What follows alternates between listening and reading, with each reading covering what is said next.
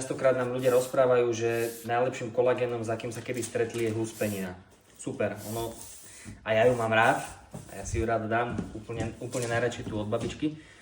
Avšak tu je to potrebné povedať, že na to, aby telo dokázalo, dá sa povedať, zobrať si tú výživu, tú kĺbovú výživu z tej huspeniny, obrovsky zaťažuje tráviaci trakt.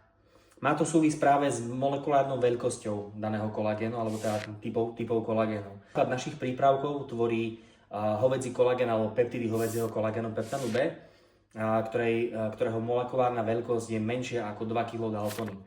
To znamená, z toho reťazca je vybratá taká sekvencia, ktorú telo rozoznáva ako vlastnú. A práve prímesou voľných aminokyselín a adaptogénov sa dostávame naozaj do tzv. ideálnej receptúry, ktorú telo dokáže rozoznať ako vlastnú, za B dokáže ju vstrebať a za C tie bunky dostávajú informáciu, čo majú robiť. Inými slovami, na bunkovej úrovni dochádza k resyntéze prípravkov a tým pádom pomáhame telu vytvárať vlastný kolagén.